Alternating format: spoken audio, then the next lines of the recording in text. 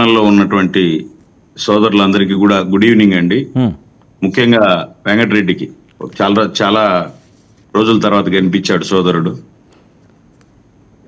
Sir, ఇప్పుడు పుష్ప అనేది cinema, ఇప్పుడు ఇది ఏ తోటలో పూసిన పుష్పం సార్? అక్కడ వ్యవసాయం చేసింది ఎవరు? అక్కడ మొక్కలు నాటింది ఎవరు? అవి ఎక్కడ పూసిన పుష్పం ఇది? ఇప్పుడు తాతలను తండ్రులను తీసుకొచ్చి వాళ్ళు మాట్లాడని దాన్ని వీళ్ళు తోడు చేసి మీరు అన్నారు. ఇప్పుడు మీరు మాట్లాడక అందుకే చెప్తున్నా. రెండోది, ఈ సినిమాలేకి రాజకీయాలను చొప్పించి మీరే అన్నారు ఇప్పుడు చాలా చోట్ల, కానీ అందరు చూసిందే. అసలు జగన్మోహన్ రెడ్డికి సినిమాకు సంబంధం లేదు. నేను ఎందుకు చెప్తున్నానంటే, నా మిత్రుడు ఇక్కడ వైసీపీ పార్టీ స్నేహితుడు ఒక ఆయన ఉన్నాడు, రంగారెడ్డి ఆకే పార్టీ అండి.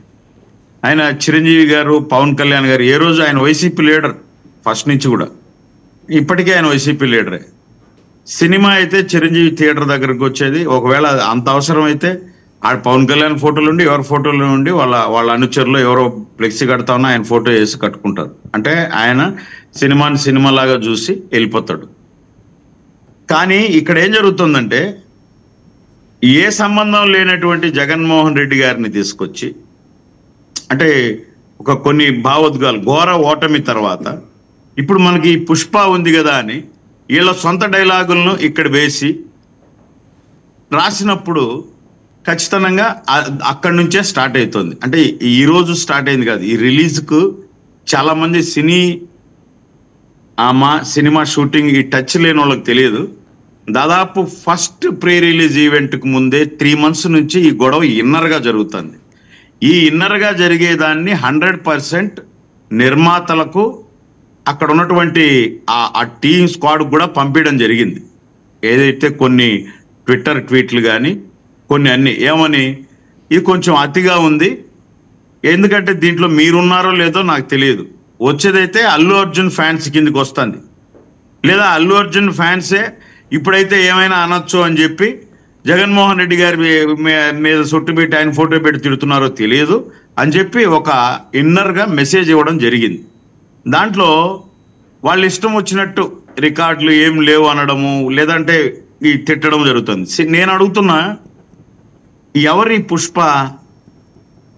ఈరోజు ఆయన వేసుకున్న పూల చొక్కా కానీ, ఆయన ప్యాంటు కానీ, ఆయన వేసుకున్న మలతాడుతో సహా వాళ్ళ మేనమామ భిక్ష ఎవరన్నా కాదంటారా దీన్ని? అంటే నేను కాదన్నా, ఎందుకంటే సొంత మేనమామ అంటే తండ్రితో సమానం. ఆయన తన తండ్రి కంటే ముందు ఆయన పేరు చెప్పుకున్న వ్యక్తి ఆయన.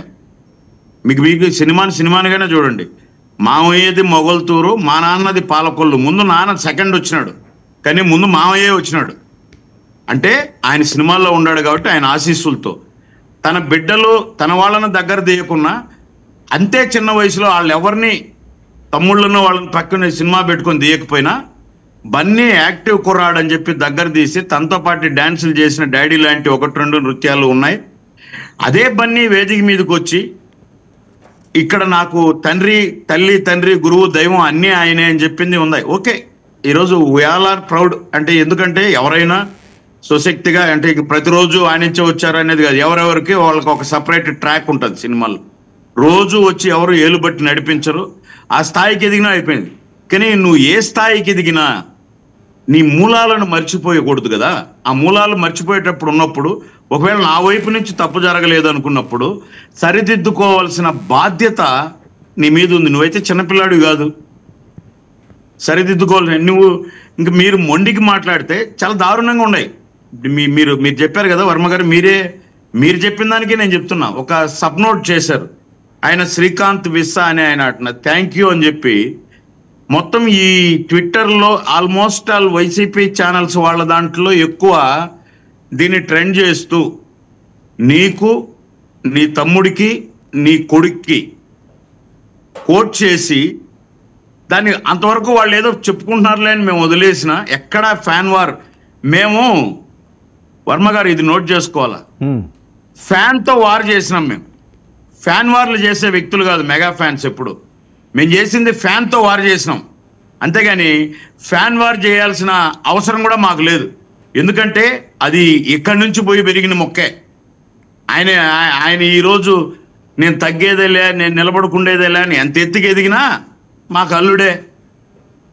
మా మా మా మా మా మాకు ఏమంటారు దాన్ని, మాకు అల్లుడే. మరి ఇట రాసినప్పుడు ఇది మొట్టమొదట ఎందుకు 3 months నుంచి జరుగుతుందంటే, ఈ డైలాగుకు ఎందుకు రాలేరు? శ్రీకాంత్ విస్సన నీలాంటి డైలాగులు 100 మంది వీధులు ఉన్నటువంటి రైటర్లు ఉన్నారు, వాళ్ళు రాస్తున్నారు. మా చేత రాపిస్తాం, మీరు మాట్లాడేస్తే అట్లా. మీరు ఇది వచ్చినప్పుడు ఇది ఉపయోగపడుతుందా లేదా అన్నప్పుడు రాశారు. మచ్చా మీరు వినాలి సార్, ఇది మచ్చా నీకు దీంట్లో ఏం తప్పులేదు. నీకంటే ముందు పుట్టినోడికి, నీకంటే తర్వాత పుట్టినోడికి, నీ అబ్బకు ఆయన అబ్బకు కూడా ఆయన బాసే, ఎందుకట్ట చూస్తున్నావు, టీ చెప్పు గ్లాసులో అని మన వాళ్ళు తీసుకొచ్చారు. మేము రెండింటిని వాదించాం. వద్దురా బాబు, బన్నీ అనేవాడు ఈరోజు మనోడు అల్లు అరవింద్ సార్తో మనం ట్రావెల్ చేసినాం, మనకు ఒక గైడ్ లాగా మార్గదర్శి. ఇప్పుడేదో వాళ్ళు ఓన్ చేసుకున్నారు, వాళ్ళని వాళ్ళ కళల్లో వాళ్ళు ఉండారు. ఇటాటి వార్లు మనకు వద్దు.